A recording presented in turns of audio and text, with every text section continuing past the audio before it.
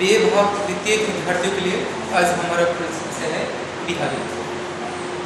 रीतिकाल के रीतिसिद्ध काव्य धारा के सर्वश्रेष्ठ कवि बिहारी माने जाते हैं। रीतिसिद्ध काव्य धारा में जो संस्कृत से जो परंपरा ली गई है, रीति शब्द का अर्थ है अनुसरण, किसी परंपरा का अनुसरण करना।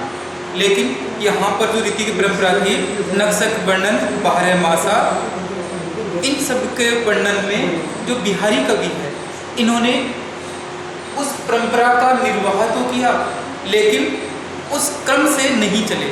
जहाँ और कवियों ने, रीतिबद्ध कवियों ने नक्शिक वर्णन में पैर के नाखून से लेकर सिर के सौंदर्य तक का क्रमानुसार वर्णन किया।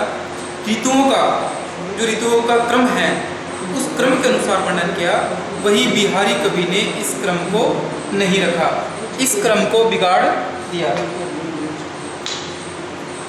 उन्होंने अपने मन की इच्छा से जिस सौंदर्य की प्रशंसा करनी हो, वो सौंदर्य की प्रशंसा की।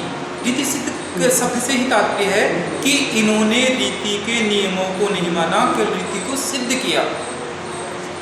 तो बिहारी उस परंपरा से थे।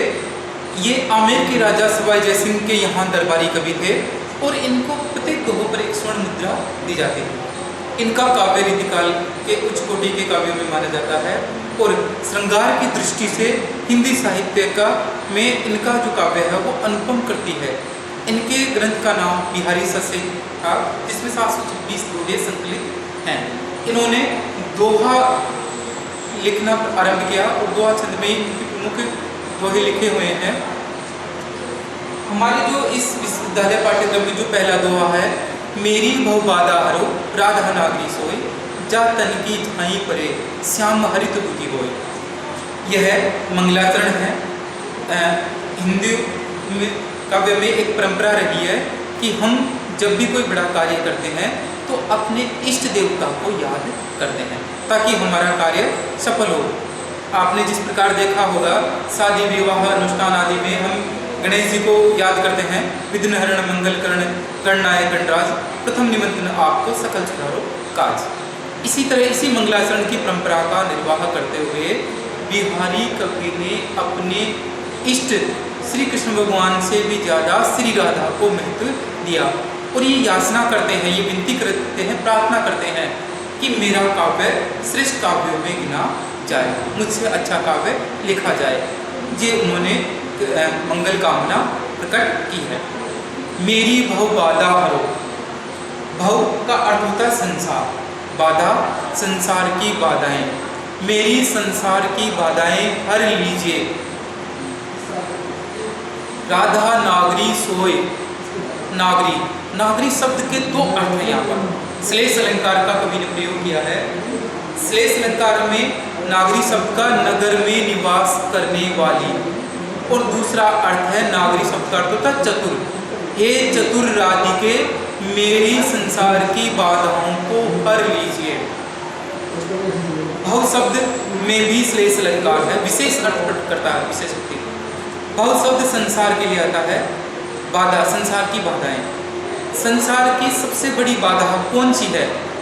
इस मामले में अगर हम जाने कि रुपए पैसा आर्थिक और भौतिक संपत्ति को प्राप्त करना ही है, उससे हमारी समस्या हल हो जाए, तो वो इसके अंतर्गत नहीं आती है।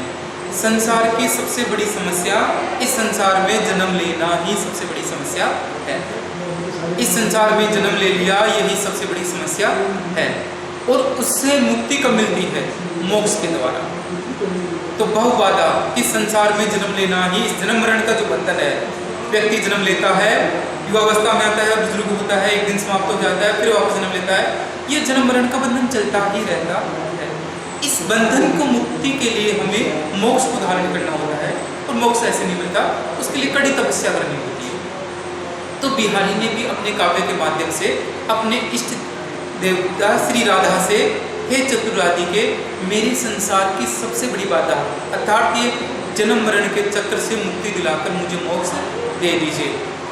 अगली पंक्ति देखिए, जा तन की झाई परे श्याम हरित दुखी होए, कि आप तो ऐसी हैं जिसके शरीर की छाया मात्र पड़ने से ही श्री श्याम के, भगवान श्री कृष्ण के सौंदर्य को हर लिया जाता है। अर्थात श्री राधिका का सौंदर्य इतना अधिक है, उनके सामने श्री कृष्ण भगवान का सौंदर्य भी फीका पड़ जाता है। दूसरा तात्पर्य यहाँ जो बिहारी कवि थे वो बहुज्ञता के कवि थे, उन्हें अनेक शास्त्रों का ज्ञान था। दूसरा अर्थ वो ये प्रकट करते हैं कि द्वारकाधीश में जो मंदिर है श्री राधा और भगवान श्री कृष्ण का, उसमें जो रोशनी मंदिर में प्रकट होती है वो श्री राधा पर पहले गिरती है और श्री कृष्ण भगवान के बाद में। तो उस रोशनी में एक हरे रंग का आभास होता है, तो हरित द्युति होई, उनके कहने का ये तात्पर्य भी है। एक अन्य अर्थ की भी यहाँ गणना की जाती है, जिसमें डॉक्टर ओम प्रकाश संस ने कहा है कि यहाँ बिहारी के कलर संबंधी ज्ञान का भी उन्होंने परिचय दिया। श्री राधा गौर वर्ण की है, जिसे पीला रंग माना जाता है, और श्री कृष्ण भगवान श्याम रंग के हैं, काले रंग के हैं, और दोनों को मिलाने पर हरा रंग बनता है। इसलिए उन्होंने कहा है हरित द्युति होए, हरे रंग की चमक उत्पन्न होती है, ऐसा उनका मानना है। तो इस दोहे में हमें एक तो बहु शब्द में श्लेष, एक नागरी शब्द में चतुर और नगर में निवास करने वाली लिखना है, और हरित द्युति होए के 3 प्रसंग मैंने आपको बताए हैं, वो तीनों आपको यहाँ पर लिखने हैं। एक और हम लेते हैं अपने कोर्स में से ही, कहत नटत रीजत खीजत मिलत खिलत लजियात, भरे भुवन में करत है नैनन ही सौबात। विद्यार्थियों, ये दोहा श्रृंगार का है और शादी समारोह का है। यहाँ नेत्रों के माध्यम से ही सब बात कहने की बात कही गई है। यहाँ नायक नायिका के जो नेत्र है वो नेत्रों से ही आपस में बात करते हैं, उसका कभी बिहारी ने प्रसंग दिया। हम दूसरी पंक्ति से बात अपनी स्पष्ट करते हैं ताकि अर्थ स्पष्ट बिल्कुल हो जाएगा। भरे भवन, भरे भवन का अर्थ होता है भरा हुआ भवन, ऐसा भवन जो लोगों से भरा हुआ है। तो हम बात करते हैं सामाजिक समारोह की। किसी सामाजिक समारोह के दौरान जहाँ पर गुरुजन, समाज के विशिष्टजन और लोग उपस्थित हैं, भरे भवन में करते हैं नैनन ही सो बात, जो नायक और नायिका है वो अपने नेत्रों के माध्यम से ही सारी बातें करते हैं। ठीक है, ये समझ में आ गया। अब हम पहली पंक्ति पर आते हैं। दूसरी पंक्ति का अर्थ है भरे भवन में करते हैं नैनन ही सो बात। किसी भरे हुए भवन में जहाँ अनेक लोग उपस्थित हैं, वह नायक और नायिका अपने नेत्रों के माध्यम से ही सब बात करते हैं। अब पहली पंक्ति में आते हैं, कहत नटत रीजत इज्जत मिलत मिलत लगिया। नायक अपने प्रेम का इजहार नेत्रों के माध्यम से नायिका से कहता है, कहता है, अपने प्रेम का इजहार करता है।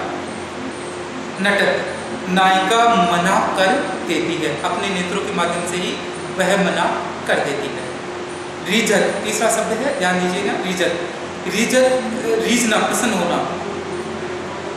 नायक नायिका की इस मना करने की अदा पर रीझ जाता है, प्रसन्न हो जाता है। खीजत, उसके मुख से हल्की मुस्कान प्रकट होती है।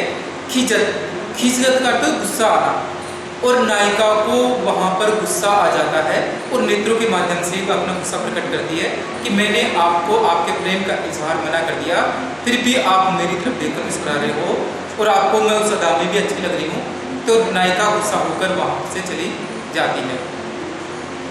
मिलन, अगला शब्द है मिलन। थोड़ी देर बाद में जब दोनों घूम फिर के वापस आमने सामने टकराते हैं, मिलन, वापस दोनों के नेत्र मिलते हैं। खिलत, और इस बार नायिका के नेत्र खिल जाते हैं, अर्थात वह नायक के प्रेम को स्वीकार कर लेती है और उस प्रेम को स्वीकार अपने नेत्रों के माध्यम से ही कर लेती है। खिलत, अब उसके नेत्र खिल जाते हैं। लजिया, आगे वह देखती है कि कहीं मुझे किसी ने